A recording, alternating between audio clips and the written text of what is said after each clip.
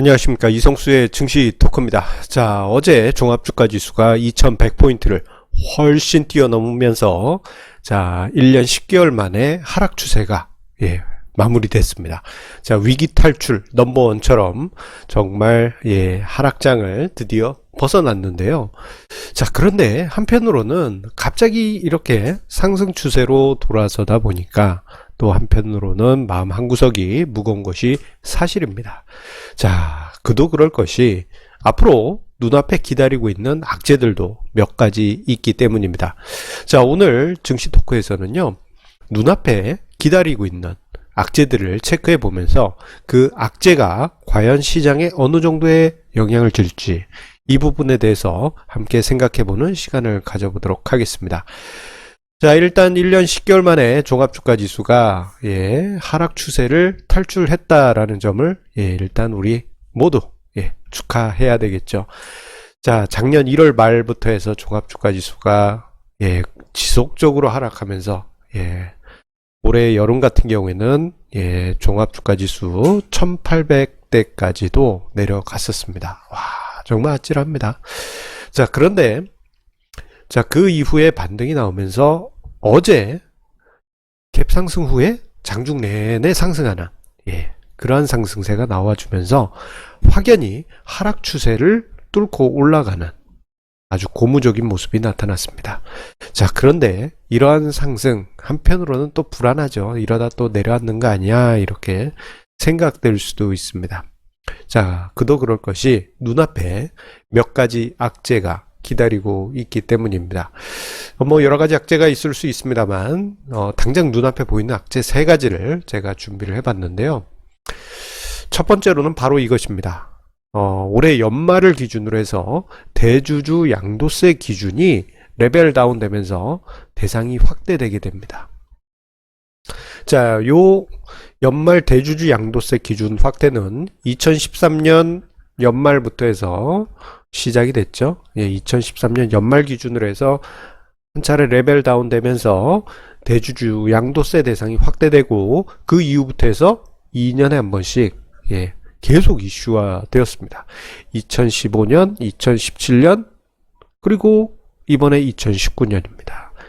2017년 연말에 대주주 양도세 대상이 금액 기준으로 코스닥, 코스피 모두 15억으로 낮아졌고, 이번에 이게 10억 원으로 또다시 레벨 다운 되게 되고, 내년 연말에는 3억 원으로 낮춰지게 됩니다. 자, 이때 10억 원, 3억 원, 뭐 15억 이거는요, 한 종목을 그 정도 보유했을 때 대주주 요건에 해당된다라는 점입니다. 자, 이번 같은 경우에는 10억으로 낮아지기 때문에 시장에서 조금 민감하게 생각할 가능성이 높습니다. 특히 연말로 갈수록 이 부분이 뉴스로 자주 등장하면서 시장의 부담 요인이 될 수 있습니다. 왜냐하면은 이 연말 대주주 양도세 이슈가 시작된 2013년부터 해서 하반기마다 종합주가지수 대비한 스몰캡의 등락률이 실망스럽게 흘러왔기 때문입니다. 제가 지금 동그라미 친 부분을 보시게 되면요, 거의 매년 종합주가지수 대비 코스닥 시장과 소형업종 지수의 상대 수익률은 매년 상반기 때는 좋았다가 하반기 때는 악화되는 이러한 악순환이 반복되어 왔습니다. 뭐 대외적인 이슈도 있었지만 우연이든 필연이든 하반기에 연말 대주주 양도세 이슈가 기다리는 연말 기준일 전에 요 이슈로 인해서 대주주 요건에 편입되지 않기 위한 매도 물량이 쏟아지게 되는데, 대형주는 뭐 충분히 소화가 되지만 소형주라든가 코스닥 종목 같은 경우에는 거래량이라든가 시가총액이 워낙 작기 때문에 소화시키지 못하고 충격을 받는 경우가 많이 있었습니다. 요게 이제 올해 연말까지 기다리고 있는 잠재적인 악재 하나라고 할 수 있겠고요. 두 번째 악재라고 한다면은 자, MSCI 이머징 리밸런싱 이슈가 11월에 기다리고 있습니다. 자, 이 이슈 같은 경우에는 이미 5월달과 8월달에 진행이 됐죠. 자, 5월달에 외국인이 거래소와 코스닥 양시장에서 3조 원 매도한 원인이었고, 8월 달에는 2조 5천억 원 매도한 원인이 되기도 하였습니다. 자, 그리고 또다시 3개월 뒤인 지금 11월에 예정이 되어 있습니다. 올해 같은 경우 5, 8, 11월에 이렇게 진행이 돼요. 자, 지금 현재까지 11월 4일까지 코스닥 거래소 양시장에서 1,550억 원 외국인이 순매수 보여주고 있습니다만, 이게 또 갑자기 언제 돌변하는 거 아니냐, 이런 불안감을 투자자분들이 가지고 있는 것도 사실이에요. 그래서 앞서 언급드린 대주주 양도세 이슈, 그리고 MSCI 이머징 리밸런싱 이슈가 11월부터 해서 맞물리면서 수급에 뭔가 불안한 요인이 잠재되어 있다라고 볼 수 있겠습니다. 지금 위에 두 가지 재료 같은 경우에는 정해진 스케줄대로 진행되는 겁니다. 날짜 스케줄대로 해서 진행이 됩니다. 자, 그런데 다음에 나오는 잠재적인 악재 같은 경우에는 주가지수 수준에 따라서 달라질 수 있는 잠재적 악재라고 해야 될까요? 그것은 바로 국민연금의 매매가 주가지수 2150포인트 위에서는 매수 여력이 고갈될 가능성이 크다라는 점입니다. 자, 지금 화면상의 자료는 제가 국민연금 기금운용본부의 홈페이지에 나와 있는 특정 일의 국내 주식과 전체 운용자산 비중과 그리고 국민연금의 목표 비중, 국내 주식 목표 비중이 17.3%, 요것을 토대로 해서요, 종합주가지수 2000포인트, 그리고 주가지수 2150, 2250, 그리고 2300일 때 추가로 매매해야 되는 그 국내 주식 금액을 계산한 값입니다. 자, 이 국민연금 같은 경우에는 우리나라 4대 연기금의 거의 절대적인 존재이기 때문에, 이 수급 통계 보면 연기금이라고 써 있잖아요. 이 연기금의 거의 대부분이 국민연금이라고 보시면 됩니다. 그런데 작년에 연기금과 국가가 합쳐져 가지고 요게 연기금 등으로 됐어요. 아이고, 제 머리에 가렸네요. 연기금 등으로 바뀌었습니다. 자, 그런데 재밌는 점 중에 하나는 국가 같은 경우에는 저게 우정사업본부 차익거래 물량입니다. 그러다 보니 1년 단위로 보면요, 그냥 제자리 걸음이에요. 자, 그런데 뭐 11월이면 벌써 거의 끝나가지 않습니까? 자, 그렇기 때문에 조금 근사치, 조금 더 정답에 가까운 근사치를 우리가 추정할 수 있습니다.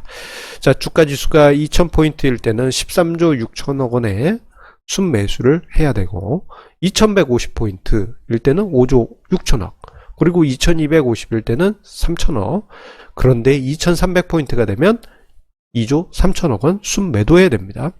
그런데 제가 중간 제목에 보시면은 2150 위에서부터는 국민연금 매수 여력 고갈이라고요?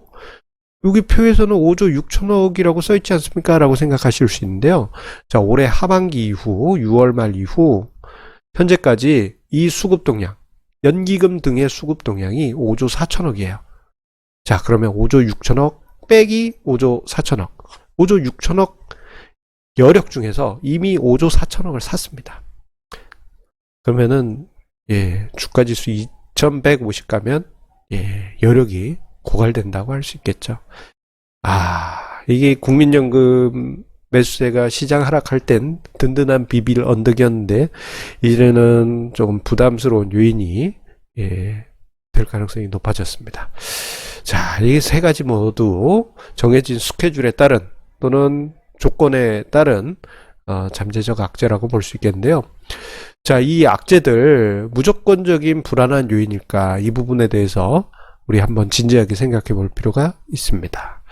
자, 첫 번째로 대주주 양도세 이슈 같은 경우에는요, 12월에 물량이 쏟아질 것 같잖아요. 그런데 12월 전에 선반영되는 경향이 강합니다. 이 일이 왜 이렇게 선반영되는 경향이 나타났냐면, 2013년에 대주주 양도세 기준이 완화될 때, 처음 완화될 때, 그때 당시 연말에 12월에 나 이제 대주주야, 매도 하면서 12월에 다 쏟아냈어요. 그랬더니 어떤 일이 벌어지냐면, 12월에 확 떨어졌다가 난 원치 않은 가격에 팔았네, 그냥 양도세 내고 말지 뭐, 이런 식이 되어버린 겁니다. 그러다가 새해가 됐을 때 확 치고 올라가요. 이러한 일이 반복이 됩니다. 자, 그렇단 얘기는 지금 이 부분은 뭐 11월에 조금 이제 부담스러운 부분이 될 수 있지만 어떤 가을 시즌부터 해서 선반영되어 있을 가능성이 크고요. 그리고 매년 연초에 다시 재매수하면서 매년 연초마다 스몰캡과 코스닥 시장이 묻지마식으로 상승하는 원인이 된다라는 점에서 대주주 양도세 이슈는 한 달 정도만 참아주면 오히려 기회가 될 수 있다. 그렇게 볼 수 있겠습니다. 그리고 MSCI 이머징 이슈, 리밸런싱 이슈 같은 경우에는요. 올해 초에 예상된 MSCI 이머징 리밸런싱 과정에서의 외국인 매도 같은 경우 4 내지 5조 원의 매도가 있을 것으로 예상이 됐습니다. 그런데 이미 앞서 언급드린 자료에서 5조 원 이상 매도를 보였죠? 이미 매도했습니다. 그리고 한국 증시가 글로벌 시장에서 올해 제법 많이 빠져 있기 때문에 상대적으로 뒤처져 있기 때문에 빠진 건 아니에요. 주가 지수가 이번 달을 계기로 해서 제법 높은 플러스로 바뀌었습니다. 자, 굳이 비중을 조절하지 않아도 될 정도입니다. 마지막으로 국민연금 이슈 같은 경우에는 부담인 것은 인정합니다. 주가 지수가 2150 가면은 추가적인 매수가 나오기 어려워요. 하지만 우리가 이제 부담스럽다 하면은 뭐 2150 넘어갈 때부터 막 밑으로 패대기 치면서 매도하는 거 아니야? 이렇게 생각하실 수 있는데 그런 관점보다는 소극적인 매물로 나올 가능성이 크다. 이번에 시장 하락할 때 국민연금 등의 연기금 매수세 어땠습니까? 뭐 공격적으로 퍽퍽 치고 산 거 아니에요. 그냥 떨어지면 사고, 떨어지면 그냥 감 떨어지는 거 하고 기다리듯이 샀던 것처럼 매도할 때도 뭐 이렇게 던지듯이 투매하는 게 아니고 이렇게 위에 걸어놓고 체결되면 땡큐 이런 식으로 매도할 가능성이 높습니다. 물론 그것 때문에 시장의 상승 속도가 제한될 수 있지만 만약에 상승한다면 속도를 제한할 수 있지만 절대적인 부담 요인이 될 것인가에 대해선 조금은 그거보다는 좀 낮게 생각하시는 게 좋을 것 같습니다. 자, 그런데 이런 잠재 요인들, 자, 이거 모두 시장을 비효율적으로 만드는 요인들이죠. 자, 오히려 기회가 만들어질 가능성이 큽니다. 그래서 오히려 연말에 11월과 12월에 증시가 하락한다면 주식을 추가 매수하지 못한 분들한테는 정말 땡큐 고마운 시장이 될 거고요. 뭐 이런 조정 없이 그냥 간다면 그동안 고생하셨던 분들에게 인내에 대한 보상이 이루어지는 시장이 전개될 수 있을 것입니다. 되도록이면은 뭐 그냥 큰 충격 없이 그대로 쭉 갔으면 하는 바람이 큽니다.